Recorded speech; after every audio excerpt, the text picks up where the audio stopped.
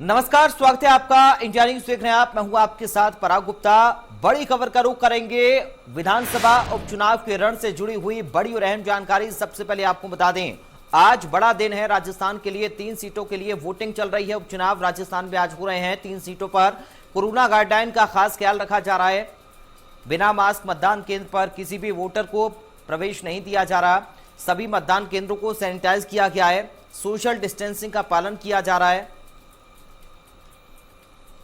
कुल 7,43,802 वोटर्स आज वोट डालेंगे, यानी कि अपने मताधिकार का इस्तेमाल करेंगे इतने वोटर्स। और साथ ही 3,80,192 पुरुष इसमें मतदाता हैं। 3,63,610 इसमें महिला मतदाता हैं, जो आज उम्मीदवारों के भाग्य का फैसला करेंगे। तो ये बड़ी जानकारी आपको हम दे रहे हैं। उपचुनाव के रण से जुड़ी हुई ये बड़ी खबर। आज बात उपचुनाव के रण की। 3 सीटों पर राजस्थान में उपचुनाव विधानसभा का हो रहा है। क्योंकि कोरोना काल है, इसलिए अतिरिक्त इंतजाम किए गए हैं। सोशल डिस्टेंसिंग बनी रहे, इस बात का पूरा ख्याल रखा जा रहा है। मास्क लगाकर ही जो पोलिंग बूथ है उसके अंदर वोटर्स को एंट्री दी जा रही है। साथ ही लोग किस तरह से कोरोना की गाइडलाइन का पालन करें, ये भी पुलिस प्रशासन लगातार सुनिश्चित करते हुए नजर आ रहे हैं। तो कोरोना गाइडलाइंस की पालना करने के साथ ही आज सभी मतदान केंद्रों को सैनिटाइज भी किया गया है। इसके साथ ही आज वोटर्स अपने उम्मीदवार का चयन करने के लिए घर से निकले हैं। लेकिन यह भी प्रशासन की ओर से साफ तौर पर लोगों को हिदायत दी गई है कि जो कोरोना गाइडलाइन का उल्लंघन करता हुआ पाया गया, क्योंकि वीकेंड कर्फ्यू भी है, तो उसके खिलाफ कार्रवाई भी होगी। तो वीकेंड कर्फ्यू है, लेकिन आज क्योंकि उपचुनाव है तो वोटर्स को वोट डालने की छूट जरूर है। लेकिन किसी भी तरह से कोरोना की गाइडलाइन का उल्लंघन ना हो, अवहेलना ना हो, इसको लेकर भी सभी को पहले से ही हिदायत दी गई है। और प्रशासन भी पूरी तरह से, प्रशासनिक अमला भी पूरी तरह से जागरूक है, सतर्क है। तमाम इंतजाम पहले से ही पोलिंग बूथों पर किए गए हैं। उपचुनाव को देखते हुए सभी वोटर्स को पहले से ही आगाह किया गया है, कोरोना की गाइडलाइन का पालन करें, किसी भी तरह से लापरवाही ना बरतें।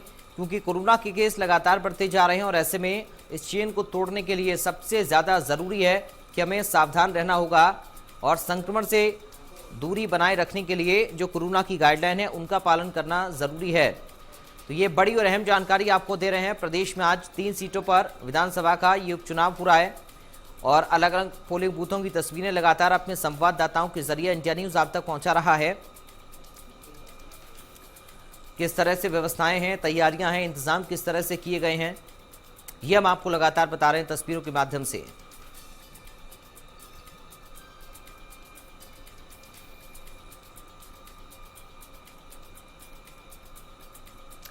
संवाददाता दिनेश चौहान हमारे साथ जुड़ गए हैं फोन लाइन पर अधिक बातचीत और जानकारी के साथ। दिनेश, ताजा अपडेट आप बताइए, किस तरह की व्यवस्थाएं और फिलहाल स्थिति क्या कुछ आप देख रहे हैं, वोटर्स की संख्या किस तरह से देख रहे हैं कोरोना काल के बीच में, और इंतजाम तमाम कैसे हैं पोलिंग बूथों पर? दिनेश। पराग, बता दूं कि सहाड़ा विधानसभा चुनाव में आज मतदान सुबह से 7 बजे से जारी है जी। कोविड गाइडलाइन की मतदान केंद्रों पर निश्चित तौर पर पालना की जा रही है, लेकिन कोविड का जो डर है लोगों के अंदर, उसका असर साफ तौर पर देखने को ये मिल रहा है कि मतदान केंद्रों पर अभी मतदाताओं की भीड़ काफी कम है।